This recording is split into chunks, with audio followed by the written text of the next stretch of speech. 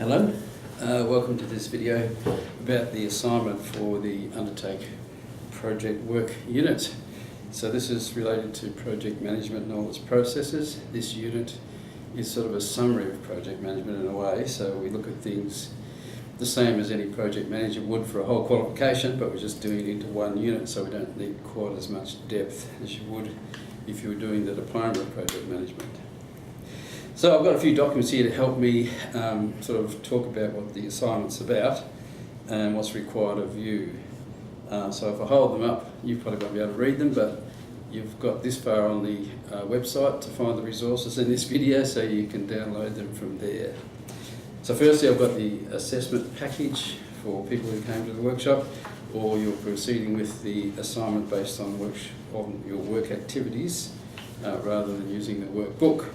But you can use the workbook if you wish. Certainly a good resource, as is the textbook, the Cole Management Theory and Practice. Chapter 21 in here is devoted to project management, and it's a pretty good summary of that chapter on the website that you can download as well. The workshop notes are very thorough for this unit. In fact, they are standalone really. If you don't want to do any extra study, just use the workshop notes. It goes through the processes quite thoroughly. Now, there's a few things within project management that can be confusing.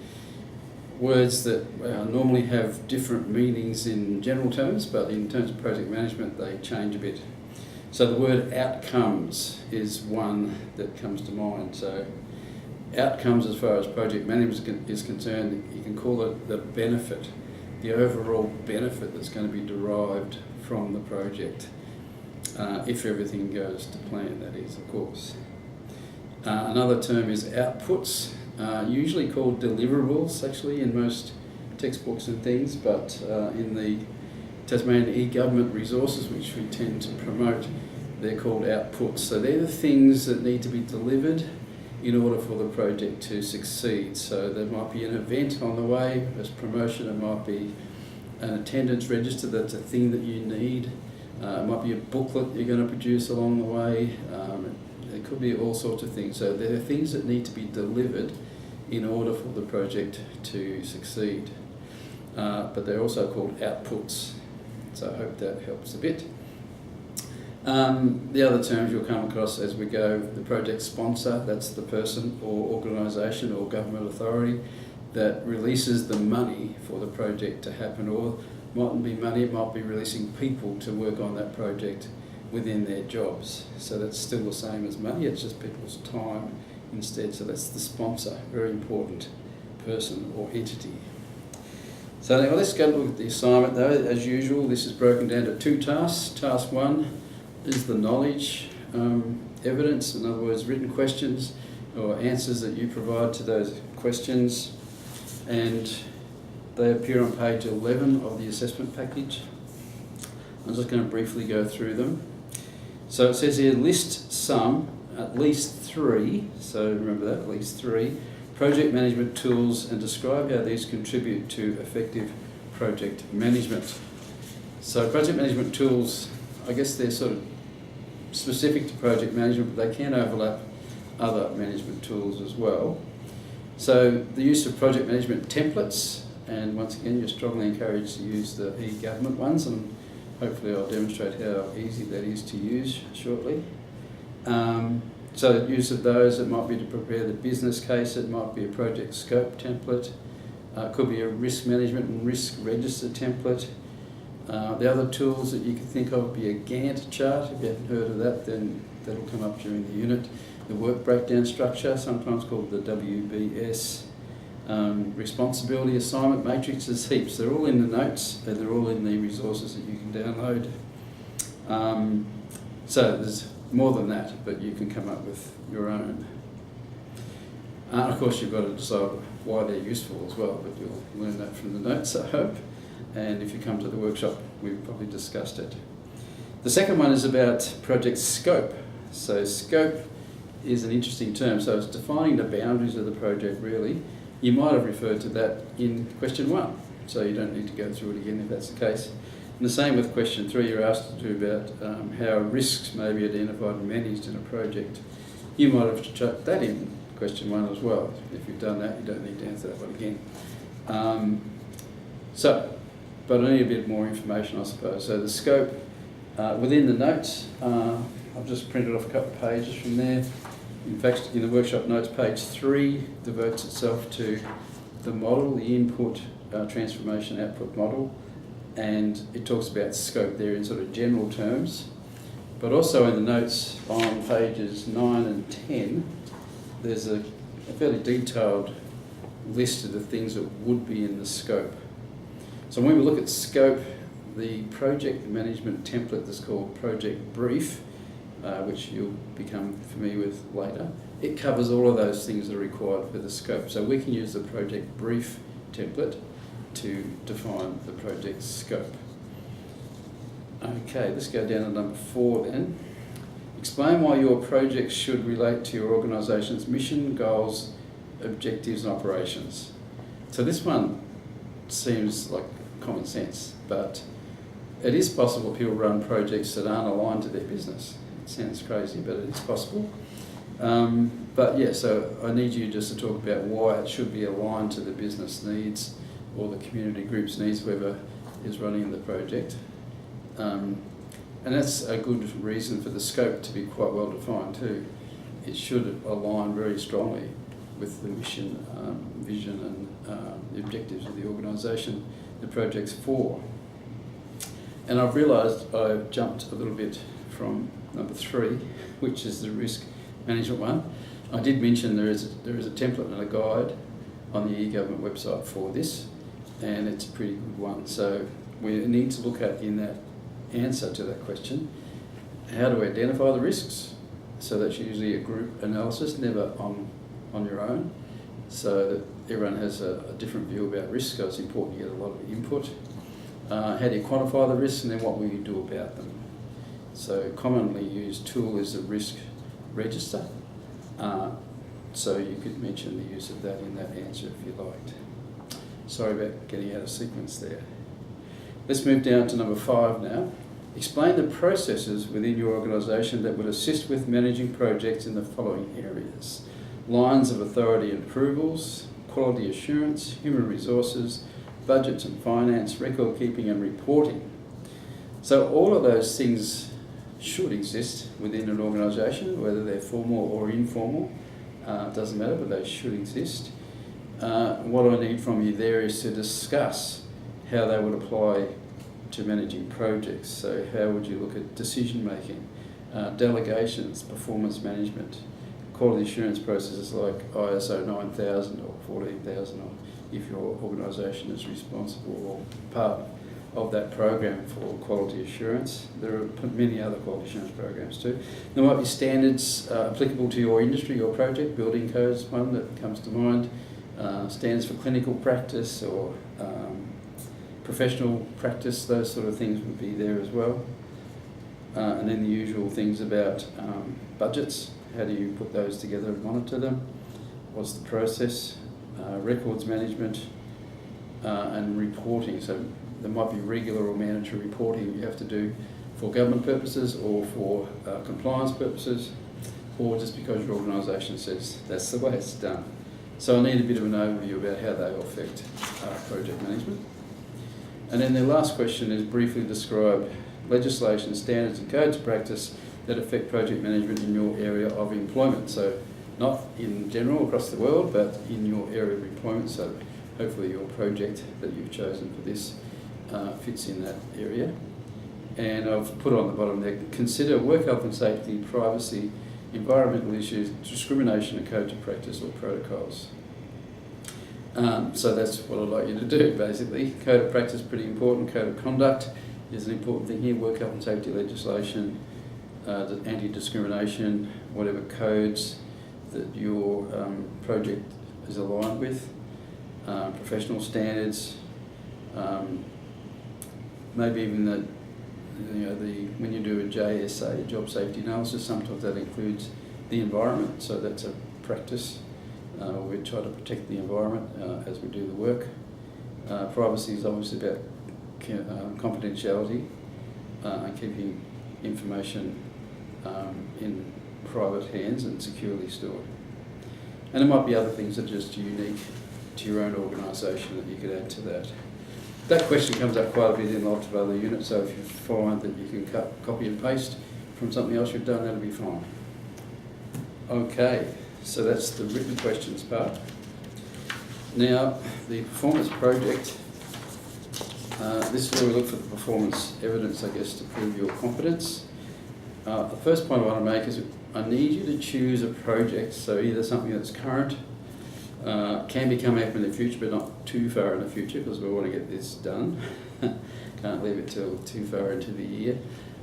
Or you can reflect on a recent project that you've been involved with. Now, you don't have to be or have been the project manager, as long as you were assisting the project. That should be able to assemble the evidence we need. So if it's a project you've done in the past, then what we can do is look at putting it into project management templates and jargon, if you like, in retrospect. In other words, reflect on the project and develop the tools as though you were developing it at the time. And hopefully, and I'm fairly confident, you'll see there's a fair bit of benefit by using a project management methodology rather than just running at a bull of a gate. A lot of the times we're sort of given a project and we assemble all the things we need, we make a whole lot of assumptions, we get into it, we get it done, and people think it was good, and we celebrate. But sometimes also, we don't celebrate because it wasn't so good. So rather than take the luck out of it, this is an approach that doesn't guarantee success, but it certainly helps with ensuring success. So I hope you feel the same way by the finish of this unit. So when you select a project, I need to discuss that with you. I need to make sure that it involves a number of stakeholders. It can't be just something you did on your own or will do on your own and not affect anybody else. So I need to have that part of it. I also need to make sure it's not too difficult. Sometimes people choose projects that are really complex. I don't need that much to show that you can do this unit. A simple project is fine. In the project management templates, it's actually defined as very small projects. So that's, in government terms, very small projects, still something that might be worth $30,000, $40,000, $50,000, up to $100,000 maybe in effort. And a small project is way above that, and a big project involves lots and lots of other government departments and organisations, so you can see the scale varies a fair bit. So I need you to look at something fairly small, but not too simple either, so it's got to have a little bit of complexity, I suppose. Anyway, we can discuss that when you get round to doing that. So let's look at the assignment. It talks about that choosing a project first. It talks about templates. So it is possible to do this unit without providing answers to questions for this section anyway. Like you would normally do, do task 1, do task 2, do task 3. If you use the templates that are supplied or linked that you can link to from the Tasmanian e-government website, then what I'd need would be a project brief. So we need to fully compile the project brief. So that would define the scope and give me other things that are listed in the assignment here. So the outcomes, the benefits, the outputs, or the deliverables that I talked about before, and the milestones, so the segments of the project where you can say, yeah, I've done that stage. That's what a milestone is. I also need a stakeholder needs analysis with a communication plan. You have the tools to do this when you look further on this site. A risk register, a Gantt chart, or a work breakdown structure. You can't actually construct a Gantt chart without work breakdown structure, so it's great to do both. The most commonly used project management tool for smaller projects and even large ones is a Gantt chart, so it'd be great to get familiar with that. A budget. So the budget needs to reflect the effort required to complete the project, not just the expenditure. I need you to count the effort of all the people involved, when they met, how many hours of that would be involved, what's approximately their hourly rate, that sort of stuff. That way you'll come up with actual value of the project rather than just the monetary amount of money that was spent. At least one progress report or a status report. Once again, the template's there for that. A brief I spelled that wrong, I'll fix that up. Excuse me. A discussion about how support for project team members, especially with regard to specific needs. So there might be special needs of people within the project. You might have people who are team members who might have low literacy skills or low computing skills. How did you support them? How was that all provided to achieve quality and time management requirements? So I need a few notes about that. And then finally I need a closure and review report. Once again, there is a template for that, and it's a matter of just putting your project into that template. Excuse me, bit of a frog in the throat. So that's what I need if you use the templates. If you don't use the templates, then we're over on page 13, and there are 4 tasks basically reflecting every stage of a project. So the idea of the templates is it takes away all the need to do those specific items within each task, because the template draws you through them. But if you want to do it outside of that, that's fine. Just go through each task as it says here. Defining the project, there are 7 tasks to do with that. Developing the project plan, 7 tasks there too. Administering and monitoring the project, and then finally task 4, finalising and reviewing the project. So hopefully that'll give you some help with how to tackle this. You're obviously aware that I'm pushing for using the templates because I think that's the most effective way to do it, and by coincidence also in my view, the easiest way to do it. So I might just demonstrate now just something else. At great expense, I printed that off in colour, so I hope you can see some of that's in blue. Blue. So that's one of the templates. This is the project brief template. And all that's required of you is to read the blue writing, because these are actually instructions what to put in each section of this project brief. So you need to understand the unit in its entirety before you get started here, so you know what the jargon's referring to, you know what the sponsor is, you know all these other things, so that you can accurately use these instructions. So the idea is replace the blue writing, the instructions, with your own words that are applicable to your project. So I'll just read out one here. There's one here that says, provide a list of any underlying assumptions and or constraints. That's the blue thing here against assumptions and constraints. So that's the first phase to risk management. You actually think, oh, what assumptions have I made? You need to think deeply about that. Am I assuming everyone knows about our work? Am I assuming that everyone has an interest in this, or there will be thousands of people who want to, what other assumptions here? You might have assumed that everyone's going to help you. So that's an assumption. So just look deeply into, am I assuming here? What am I assuming? And then the constraints, they are always to do with time, quality and cost. So a constraint, the deadlines are going to be a problem. Will I have the right quality? Is it going to cost too much? So they're the 3 big areas to look at, but there are more than that. So once again, they become the first stage of doing risk identification. So that's just an example. So when you have a look at the website, you'll find further down from the learning materials, there will be examples of project management templates that have been completed, in this case by me, doing some other projects in the recent past. So the one I've featured there the most is this one here, which is a PLI, which stands for Professional Learning Institute, project that we did when we were Polytechnic back in those days, for the Department of Education, basically. So this will be an example where I've replaced all those blue instructions with my words to describe whatever that element in the template is about. So hopefully you'll be able to look at that and think, oh, I now know what they mean by that blue writing. I see what Warren's done there. Maybe I could do something similar, but obviously you've got to make it in the context of your assignment. So with that first project brief, I've included a risk register, I've included a completed stakeholder analysis, a communication plan, and I've also completed this little fella here, you probably can't see it too well, but that's a Gantt chart for the whole project. I don't need as much detail from you, this is just to give you an idea of what's there. So I've also got a status report up there where I've changed the blue writing again into my own words. And I've also got the final project closure and review report here. So, and look at that, it's only a page and a bit.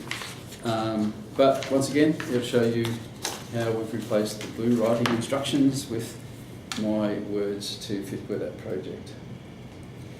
So, that's basically it. If you have any questions, please contact me. Otherwise, you'll have around 6 weeks to get this done. Just liaise with me if you're going to have problems with the timeline. Or if you're going to seek recognition, that's the other thing I should have mentioned. Of course, on the website near the bottom, for this unit anyway, there's the recognition kit, the student version. So if you think you've done a few projects and you want to have recognition as the basis of the assessment, have a look at that. It'll give you a guide to what sort of documentation we might need, and it also has a place for someone else to verify some of your skills that may help with the assessment. Once again though, I need to talk to you about that before we make a decision on pursuing recognition as the assessment. So, I wish you well. This is one of my favourite units, so I think it's a really important skill to have, and I hope you agree with me and pick up the skills too.